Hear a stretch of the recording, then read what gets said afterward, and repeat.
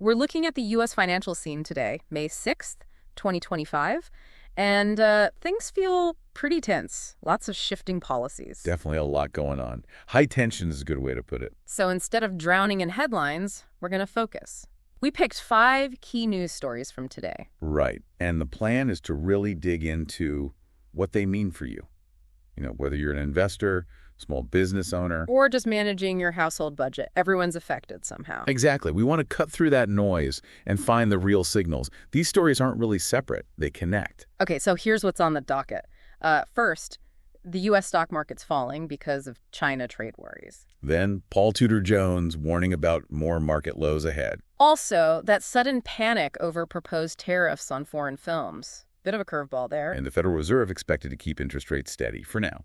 Finally, Morgan Stanley's latest investment advice. Basically, go big and play it safe. It sounds like a mixed bag, but we'll connect the dots. It's all about understanding the underlying forces. All right, let's jump in. First up, that market drop. China trade uncertainty. Yeah, the numbers were pretty stark. Down almost 400 points. S&P 500 off 0.8%. NASDAQ down 0.9%. Not insignificant moves, and it seems the trigger was Treasury Secretary Bessent. Right, he confirmed there were no active trade talks happening with China. Which apparently contradicted what President Trump had suggested earlier, that kind of back and forth. Well, that's exactly it. Markets crave clarity. Mixed messages make planning impossible. And we saw real companies reacting, right? Like Ford and Mattel. Yes, suspending their future earnings forecasts. Yeah. They specifically mention higher potential tariff costs as the reason. So it's not just abstract market jitters, it hits the bottom line. Absolutely. It shows the direct link. For anyone wondering why trade talk affects markets so much. It's those global supply chains, isn't it? Everything's connected. Precisely. Tariffs mean higher costs for parts, maybe materials. That squeezes company profit. And potentially leads to higher prices for us, the consumers. Potentially, yes. Plus, there's just the fundamental aversion to uncertainty.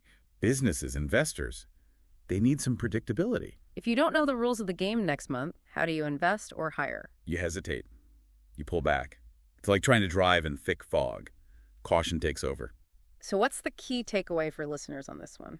I'd say expect this volatility to continue. As long as U.S.-China trade relations are murky, the market's going to react. Meaning maybe be a bit cautious in the short term? Cautious, yes. And make sure you're diversified. Don't have all your eggs in one basket, especially now. Periods of trade tension often mean bumpier rides. Okay, good advice. Let's shift to Paul Tudor Jones. He's a big name, and he's sounding the alarm. He is, predicting new stock market lows by the end of this year, 2025. And interestingly, he says even if some of these China tariffs get rolled back. Exactly. Yeah. That's the crucial part. His concern goes beyond just the trade issue. He sees a fundamentally weak economic environment. Why? What's driving that view for him? He points to inconsistent policies generally and these high interest rates that are sticking around. He mentioned other risks too, didn't he? Like consumer demand slowing? Yes, slowing demand, inflation that's proving stubborn, and tight monetary policy from the Fed. It's a combination of factors. So why does his warning carry so much weight? Is it just his reputation? His track record is definitely part of it. But it's also that his analysis points to potential structural problems, issues deeper than just the latest trade headline. Suggesting the economy might not be as resilient as some hoped. That's the implication. He's looking at the bigger picture.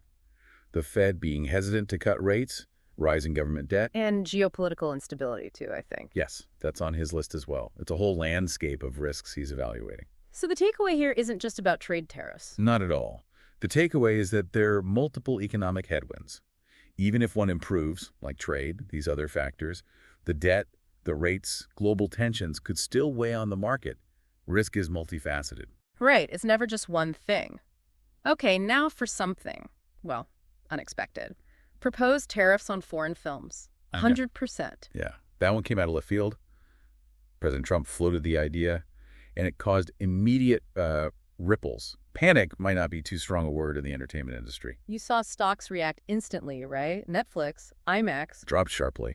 And it even dragged the broader S&P 500 down about 0.6% that day. Shows how sensitive markets are to sudden policy ideas. And then Secretary Bessent had to step in again. Right, to reassure everyone, saying the administration wasn't currently pursuing those tariffs. But the damage in terms of sentiment was kind of done. Well, it highlights a key point. Markets react to policy signals, not just concrete actions. The mere suggestion of such a drastic tariff raises questions. Questions about what? Economic nationalism. Where else might tariffs pop up? Exactly. How far could this protectionist impulse go? It creates unease, especially for industries heavily reliant on global content or markets. Like streaming services, obviously, Yeah. media companies, Consider- digital platforms. All of them. And then there's the risk of retaliation. If the U.S. tariffs foreign films, what stops other countries from slapping tariffs on American movies or, other U.S. exports? So it's not just a Hollywood issue. It's about the broader risk of trade wars escalating unpredictably. Precisely. It underscores how interconnected everything is. An action here can have unintended consequences way over there. It just adds another layer of uncertainty for businesses operating globally. So the takeaway is that a volatile policy environment itself is a risk factor. A big one. Predictability matters, and sudden policy shifts, even just proposals, can really destabilize things. Okay, let's move to the Federal Reserve. Less drama here, perhaps. The expectation is they'll hold interest rates steady. Yes, the consensus is they'll keep the federal funds rate target in that 4.25% to 4.5% range after their meeting. And this is despite pressure from the White House, specifically President Trump, pushing for rate cuts. The Fed operates independently, and their reasoning seems clear. Inflation has come down, yes, but it's not back to their target level yet. Plus, the job market's still holding up pretty well. Exactly. The strong job market gives them room to keep policy tighter for longer, to make sure inflation is truly under control. Can you just quickly remind us why interest rates are so central to the economy? Sure. Think of them as the cost of borrowing money. Higher rates make mortgages, business loans, credit card debt, all of that more expensive. Which tends to slow down spending and investment. Correct. It cools the economy down, which helps fight inflation. Lower rates do the opposite, encourage borrowing and spending, but risk fueling inflation. And the Fed has that famous dual mandate. Right. Keep inflation in check, usually around 2%, and aim for maximum employment. Right now, inflation is still above target. So they're leaning towards the inflation side of that mandate. That seems to be the priority. They need to be confident inflation is heading sustainably back to target before they ease up. So the message for you, the listener: expect borrowing costs to stay relatively high for a while longer. That means continued tight credit, more expensive loans for houses or cars or businesses. And sectors like real estate or small businesses needing loans will likely keep feeling the pressure. Yes, those are particularly sensitive to interest rate levels. So persistence is the word for high rates right now. All right. Lastly, let's look at investment advice from Morgan Stanley. Their message seems to be go big and go safe. What's behind that? Sounds a bit like a contradiction, doesn't it? But it makes sense in this environment of tariff risks and a shaky global outlook. So what does go big mean in this context? They're recommending focusing on large cap stocks, the big established companies, especially those with strong pricing power. Pricing power meaning they can raise prices without losing too many customers. Exactly.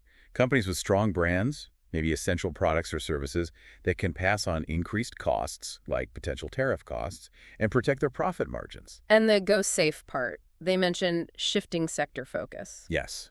Moving away from consumer staples, things like food and basic household goods, and towards healthcare stocks, which they see as undervalued, specifically biotech within healthcare. Why healthcare and biotech? Healthcare is often seen as defensive.